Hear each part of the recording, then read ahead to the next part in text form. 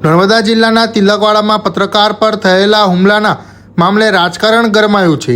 આમ આદમી પાર્ટીના જિલ્લા પ્રમુખ નિરંજન વસાવાએ હોસ્પિટલમાં ઘાયલ પત્રકારની મુલાકાત લઈ પોલીસની કાર્યવાહી સામે ગંભીર સવાલો ઉઠાવ્યા છે।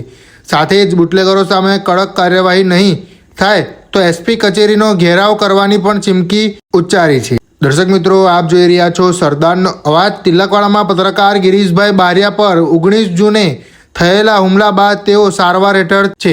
આમ આદમી પાર્ટીના પ્રદેશ સંગઠન મંત્રી અને જિલ્લા પ્રમુખ નિરંજન વસાવા પોતાની ટીમ સાથે હોસ્પિટલ પહોંચ્યા હતા અને ઘાયલ પત્રકારના હાલચાલ પૂછ્યા હતા। આપના જણાવ્યા મુજબ ગડેશ્વર ખાતે બોલાવી બુટલેગર રાકેશ પટેલ, મનીષ તડવી સહિત 7 થી 8 લોકોએ બેટ વડે હુમલો કર્યો હતો। હુમલામાં પત્રકારને ગંભીર ઈજાઓ પહોંચી હોવાનું તેમજ મોબાઈલ અને સોનાની ચેન પણ છીનવાઈ હોવાનો આક્ષેપ કરવામાં આવ્યો છે। આવો વધુમાં સાંભળીએ નિરંજનભાઈ વસાવા શું કહે છે। ગિરીશભાઈ બારિયા કરીને જે પત્રકાર છે, જેઓને 19 તારીખના રોજ ગરડેશ્વર ખાતે એમના મિત્રો દ્વારા એમને બોલાવવામાં આવ્યા અને ત્યાં જે બુટલેગરો હતા એ બુટલેગરો એમાં રાકેશભાઈ પટેલ, મનીષભાઈ તડવી તેમજ અન્ય 7 થી 8 લોકો ભેગા મળી અને એમને બેટના સપાટા વડે એમને મારવામાં આવ્યો છે। ત્યાં ગાડી એમની પાસે જે મોબાઈલ હતો એ મોબાઈલ પણ એમને લઈ લેવામાં આવ્યો છે। એમના ગળામાં ચેન હતી, એ ચેન પણ એમની તોડી લેવામાં આવી છે। જ્યારે અમે એફઆઈઆરમાં જોયું તો એફઆઈઆરમાં જે મોબાઈલ અને જે ચેન છે એને ફક્ત પડી ગઈ છે એ રીતે એ કરવામાં આવ્યું છે। એટલે આની પણ તટસ્થ તપાસ થવી જોઈએ અને એ વ્યક્તિને જે મારવામાં આવ્યો છે અત્યારે પણ આજે 3 દિવસ થઈ ગયા છે, આંખોમાં પણ એકદમ લાલ લાલ થઈ ગયેલી છે, લોહી આંખો પર આવી ગયેલું છે, માથાના ભાગે ફ્રેક્ચર છે, સીટી સ્કેનના જે રિપોર્ટ આવ્યા છે તેમજ પગમાં પણ જે સપાટાનો જે માર્યો છે ગેબી, એના અત્યારે પણ નિશાનો ત્યાં દેખાય છે। એવી જ ઘટના ઉમરલાના પણ બુટલેગરો દ્વારા ત્યાં મારવામાં આવ્યા છે। એ પણ 2 પેશન્ટો ત્યાં ગાડી અત્યારે હાજર છે। કુવાડીના ઘા માર્યા છે, એમાં 7 થી 8 ટાંકા આવેલા છે અને અંગૂઠાના ભાગે પણ ફ્રેક્ચર છે। એટલે નર્મદા હોય કે ભરૂચ હોય કે સમગ્ર ગુજરાત હોય, આ ભારતીય જનતા પાર્ટીમાં આજે જે આ કમલમો ચાલે છે, આજે જે ગુજરાતનું જે આ સરકાર ચાલે છે, એ આ ક્યાંક ને ક્યાંક આ બુટલેગરોના ઈશારે ચાલી રહી છે। આજે જો કોઈ સામાન્ય માણસ કોઈ ઘટના કરે છે, કોઈ નાનું મોટું એ કરે છે તો એને તાત્કાલિક ધોરણે એરેસ્ટ કરી અને એની પર કાર્યવાહી કરવામાં આવે છે। ત્યારે આ બુટલેગરોને ક્યાંક ને ક્યાંક આ નર્મદા પોલીસ હોય, ભરૂચ પોલીસ હોય અથવા તો ગુજરાતની પોલીસ આ સરકારના ઈશારે ચાલી રહી છે, આ કમલમના ઈશારે ચાલી રહી છે।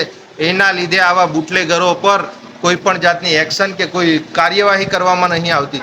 જે એફઆઈઆર કરી છે એ એફઆઈઆરમાં પણ એક નોર્મલી એફઆઈઆર કરી અને એને એ કરી દીધેલી છે, એમાં જે કલમો ઉમેરવાની છે એ કલમો પણ ઉમેરાતી નથી। આજે એક સામાન્ય ઘટના થાય ત્યાં 307 જેવી ગંભીર કલમો લગાવી દેવામાં આવે છે, જ્યારે અહીંયા ગાડી નોર્મલી કલમો લગાવી અને બુટલેગરો અને જે પોલીસોના જે હપ્તાઓ જે કમલમ સુધી જાય છે એના લીધે આ બુટલેગરોને છારવામાં આવે છે।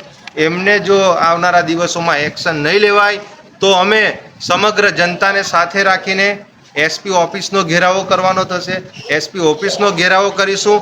આ ભારતીય જનતા પાર્ટીના જે આ નેતાઓ છે, આ સાંસદો હોય કે ધારાસભ્ય હોય કે એમના જિલ્લાના પ્રમુખશ્રીઓ હોય, એ લોકો પોતાની અંદરની ઝઘડાના લીધે, એમના વહીવટોના લીધે, એના લીધે આ પ્રજાઓ ઉપર આ લોકો ધ્યાન નથી આપતા। એના લીધે નર્મદા પોલીસ અને આ બુટલેગરો આમ ખુલે આમ આવા ધંધાઓ કરી રહ્યા છે।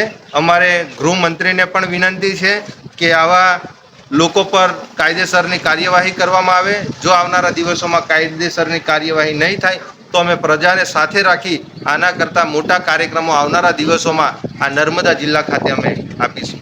સાંસદ શ્રી આખા ભરૂચ લોકસભાના સાંસદ છે, સાથે સાથે નર્મદા જિલ્લાના સંકલનમાં કે નર્મદા જિલ્લામાં કંઈક પણ નાની મોટી એ થાય છે તો સાંસદ શ્રી તેમજ ડૉક્ટર દર્શનાબેન એ ખાસ એમની ઉપસ્થિતિ હોય છે। ત્યારે અમે સાંસદશ્રીને અને ધારાસભ્યશ્રીને પણ કહેવા માંગીએ છીએ, જો જનતા રેડ નર્મદા જિલ્લા અને ભરૂચમાં તમે કરવાના હોય તો અમારી તમામ ટીમ સાથે રહી અને જનતા રેડ કરવામાં એમને સહયોગ કરશે। ખરેખર જો એ જનતા રેડ આજે 10 દિવસ પછી કરવાના હોય, 15 દિવસ પછી કરવાના હોય તો આ જનતા રેડમાં અમારો પૂરેપૂરો એમને સમર્થન રહેશે। ક્યાંથી આપણે શરૂઆત કરવી છે? ભારતીય જનતા પાર્ટીના જે કરતા હરતા અહીંયા ગાડી નર્મદા જિલ્લામાં વહીવટ કરતા નેતાઓ છે એમના ત્યાંથી શરૂ કરવી છે કે ભરૂચ જિલ્લામાંથી શરૂ કરવી છે?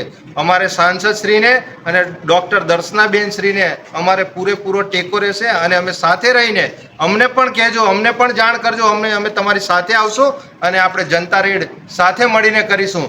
જો ભારતીય જનતા પાર્ટી જો આટલી તટસ્થપણે જો જનતા રેડમાં સહયોગ કરતી હોય, નહીતર તો પછી આવનારા દિવસોમાં કમલમમાં પાછા તેડા આવે, પ્રદેશના તેડા આવે અને પાછા આ જેવી રીતે અત્યારે સમેટાઈ ગયા છો એવી રીતે સમેટાઈ ના જાય તેનું પણ અમારે સાંસદશ્રી અને ધારાસભ્યશ્રીને સૂચન છે કે આપણે સૌ સાથે મળી અને આ જનતા રેડ કરીએ, જેથી કરીને આવા બુટલેગરો બેફામ ના થાય, આમ જનતાને આવી રીતે ઢોર માર ના મારે, જેથી કરીને આવી દુઃખદ ઘટનાઓ ભરૂચ જિલ્લો હોય કે નર્મદા જિલ્લામાં ના થાય.